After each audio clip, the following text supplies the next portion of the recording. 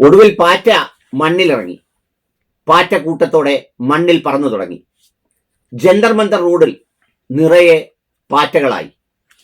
മറ്റൊന്നും പറയാനാകാത്ത വിധം ഈ നാടിനെ സ്നേഹിക്കുന്ന ചെറുപ്പക്കാർ അവരനുഭവിക്കുന്ന പ്രതിസന്ധിയുടെ പരിഹാരം കാണണം എന്നാവശ്യപ്പെട്ടുകൊണ്ട് തെരുവിലേക്കിറങ്ങിയപ്പോൾ മറ്റൊരു ന്യായവും പറയാനില്ലാതായി സർക്കാരിന്. പാകിസ്ഥാൻ വാദമോ വിഘടനവാദമോ മറ്റേതെങ്കിലും തരത്തിലുള്ള പേരുകളോ ഒക്കെ ഒറ്റയ്ക്ക് ക്യാമറാ മുറികളിലിരുന്ന് പറഞ്ഞതല്ലാതെ അവർ രംഗത്തിറങ്ങിയപ്പോൾ പിന്നീട് മറുപടിയില്ലാതായി. അഭിജിത് ദീപ് എയർപോർട്ടിൽ വന്നിറങ്ങിയപ്പോൾ വളരെ കരുതലോടെ അദ്ദേഹം മുൻകൂട്ടി ഒരു കാര്യം ജനങ്ങളെ അറിയിച്ചു.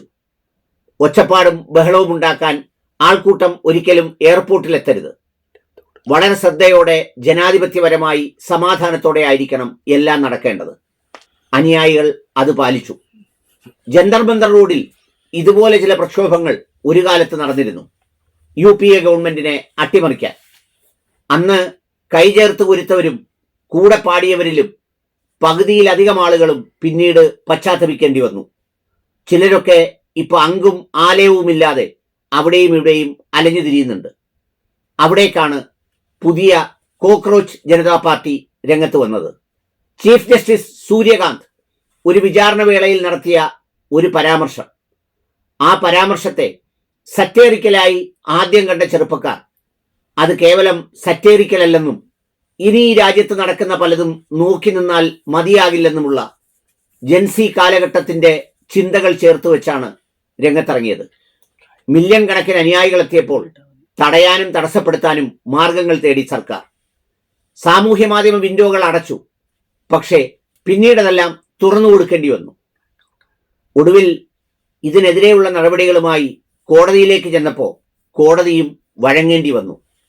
സുപ്രീം കോടതി ചീഫ് ജസ്റ്റിസ് വിശദീകരിക്കേണ്ടി വന്നു. കോടതി മുറിയിൽ മാത്രമല്ല, കഴിഞ്ഞ ദിവസം UK-യിലും ഇതിനെ സംബന്ധിച്ച് ചോദ്യമുണ്ടായി. വഴിപിഴച്ചു പോകരുത്, ജനാധിപത്യ വിരുദ്ധമാകരുത്, കലാപ സമാനമാകരുത്, രാജ്യം നിങ്ങളെ കാത്തിരിക്കുന്നുണ്ട്. എന്തിനെന്നറിയുമോ?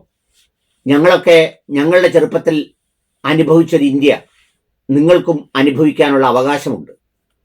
അതിന് ഘടകവിരുദ്ധമായി ഉണ്ടാകുന്ന ഏത് രാഷ്ട്രീയത്തെയും ഏത് ശക്തിയെയും നിങ്ങൾ തിരുത്തണം. കാരണം ഒടുവിൽ നമുക്ക് ബാക്കിയാവുക നമ്മുടെ രാജ്യം മാത്രമാണ്.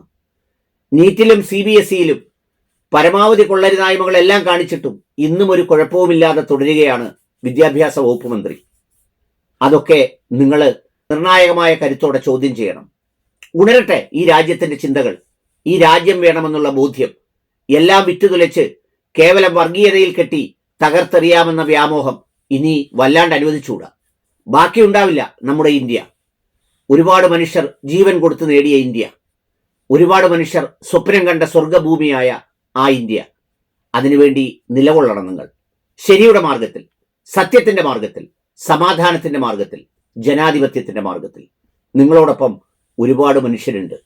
പ്രായം കൊണ്ട് കടന്നുപോയെങ്കിലും ചിന്തകൾ കൊണ്ട് നിങ്ങളോടൊപ്പം നിൽക്കുന്നവർ. എല്ലാവരുടെയും പ്രാർത്ഥനയുണ്ടാവും.